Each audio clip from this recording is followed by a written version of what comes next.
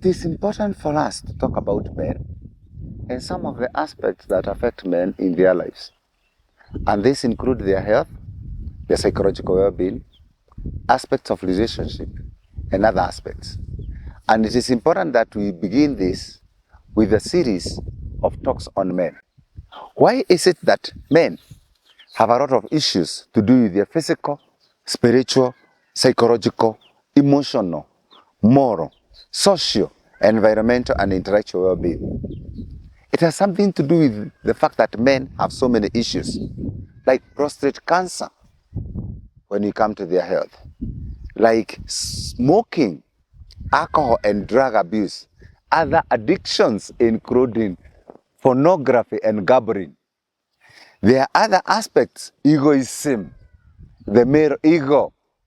There are other aspects like accidents. Why is it that men are the ones who get accidents, into so many accidents? Why is it that people always complain about men? Orderliness, cleanliness, eating habits. Men tend to have the worst eating habits. Why? Is it that they can't eat a healthy diet? And that's why maybe they tend to drink more rather than take healthy drinks like tea, alcoholic, other than alcoholic drinks, they should take tea, maybe soup, maybe taking a lot of water. Why is it that men tend to suffer a lot from stress, depression? Why is it also that men tend to suffer from other aspects like dysfunctional sexual relationships, including use of Viagra? Why is it that men are more prone to suicide? We keep saying that more women than men attempt suicide, but more men than women commit suicide. Why is it that men have a problem of balancing between work and family and relationship? Before we hear it all, why is it that men tend to have a problem with language, including use of highly diplomatic language, politeness and etiquette? And then of course, the finances, debts, indebtedness and all. What happens to men's lives? Let's go back to it slowly. Why is it that men suffer a lot during midlife crisis? Because by the time men reach 45 to 55 years, they are overwhelmed with so many aspects like debts. Let's pick a few things that men do. One of them is when men are addicted to alcohol. And you hear them saying, me and my bottle. And I like some sayings like, one of us must go down. So if a man has a beer in the house and a bottle of beer, one of them must go down. So it is either the bottle that goes down or the man that drinks it and it goes down.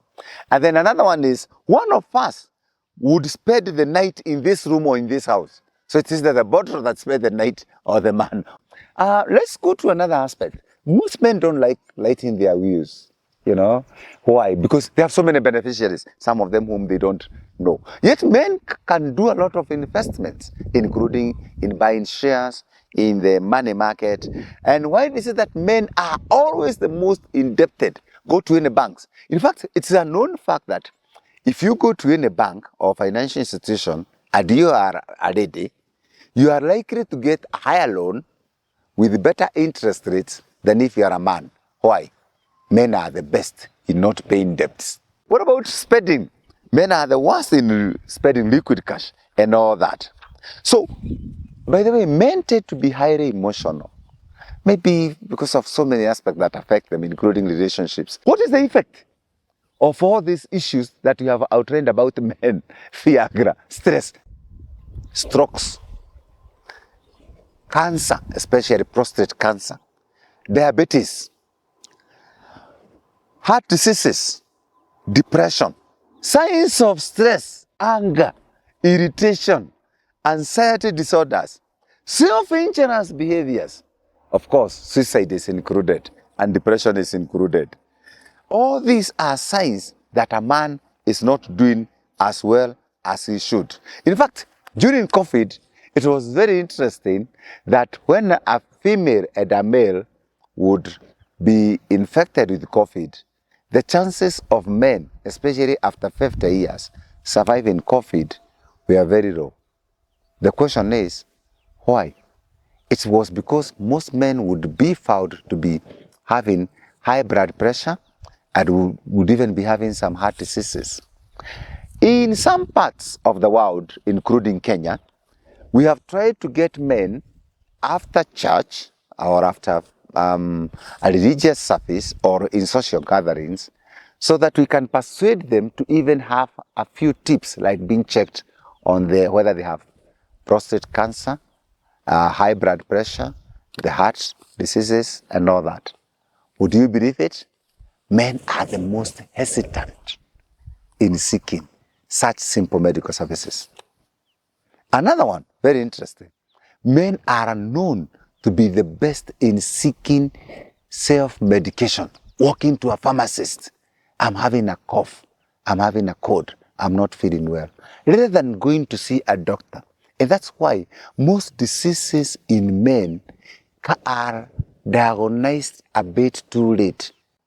Addictions, of course, we've already said alcohol, smoking, addictions, gambling, okay, electoral dysfunction, okay, apathy. Men tend to have a lot of self-pity on themselves. And that's what, especially when they suffer from loneliness. In several parts of the world, men are obviously polygamous. Another disaster. And then another one that is affecting them is this idea of gambling and instant riches. Men want to be rich very fast. Poor friends. Going out with the boys. I don't know why men tend to have so many aspects of having poor friends. Is it that women are better in picking better friends? Is it that women take more time?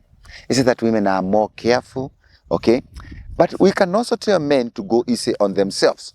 And that's why a talk about men is very important. What can we tell men so that we give them top tips on life and living? Let's try a few things. It's important for men and males to seek health and healthy living. Right from the word go. This includes avoiding lifestyle diseases, smoking, alcohol, addictions, gambling, pornography, and all. Putting yourself in excessive danger, risk-taking behaviors, accidents. Who is likely to be moving in a very fast-moving car? It's a man. Financial indebtedness and debts. This is something that you can do. You can actually reorganize your finances. Nowadays, in psychology, we are talking about personal and financial counseling. Talk to somebody about your finances. How can you organize your finances? Self-care. Self-care is about taking care of your life, taking care of your health, taking care of who you are, finding out what you want, finding out what you can do about your lives, improving on your relationship and your way and style of living. Time and timing. Very, very important. What do you do with your time? Most men just find themselves wandering aloud until the day is gone. Okay. One of the major aspects that we have really done a lot of aspects of psychology is employment and formal separation from work. This is one area where psychologically men have been suffering a lot. Why? Because men rarely prepare themselves for the world after formal employment. Because they are so busy working, work home, that they forget work-life balance.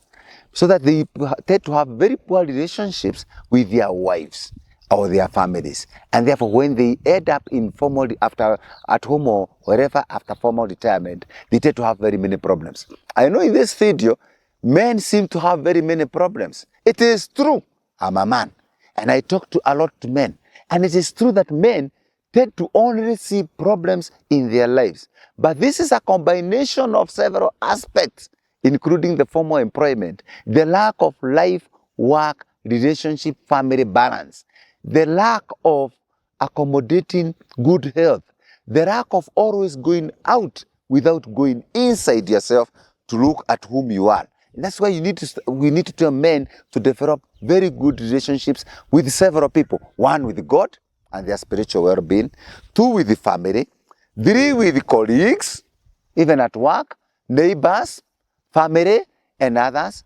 Then four, even with others. So start with God, having a good relationship with God, then with yourself, so that you accept yourself, then with your family, and then with colleagues at work, and then remembering to go to work. So that there's a balancing in all this, so that it includes your health, your physical health, your psychological health, your spiritual health, your social health, your moral health, your financial health, professional health, and then so that all encompassing becomes you, so that you can be able to know who you are, to do your own things with self and with others. And so, even when it comes to taking care of your life, you can take care of your life in ways that are accommodating, that are self-valued, that are important, so that even when you can be able to identify areas of success and contentment in your lives. Lastly, let us go to men and ask, what is meaning and purpose in our lives as men? Meaning and purpose are related. The more you make your life meaningful, the more you give it a purpose. And purpose involves a goal. So that you start having a goal. So that you start asking yourself, why am I here? What am I doing here? So the meaning is about who you are, and the purpose is about how do you fulfill it.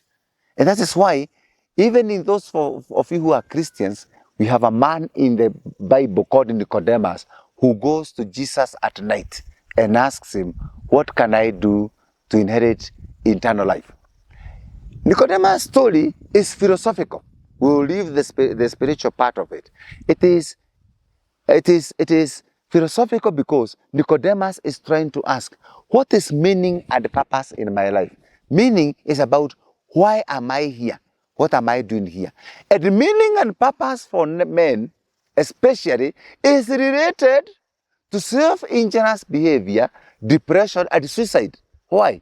Because men easily lose meaning and purpose in their lives. Yet meaning is, why am I here? And purpose is, how do I fulfill it? Let us bring in another word there. Happiness and contentment. What is happiness? What is contentment? Happiness is not about money. It's not about property. It's not about cars. It's not about education. It's not about what you have amassed or succeeded in or got into. Happiness is a combination of meaning and purpose and contentment, because you must be contented with yourself first so that life becomes meaningful to you. And that is why when you find this come in, you now start even bringing in your lifestyle, so that your lifestyle becomes part of your meaning and purpose, and it becomes part of your contentment and happiness. And therefore life becomes meaningful, you become more hopeful, and every day of your life becomes meaningful, so that even your lifestyle is about your life and a meaning and a purpose and a goal in it. Let us make men have a meaning and a purpose in their lives. Let us make you as a man have a meaning and purpose in your life. And let us make you as a man give another man already meaning and purpose in our lives. And let us therefore avoid aspects like toxic masculinity, so that we engulf ourselves to become meaningful, and we give others a meaning and a purpose in our lives, as we ourselves find that meaning and purpose and get happy and contented with life and with living.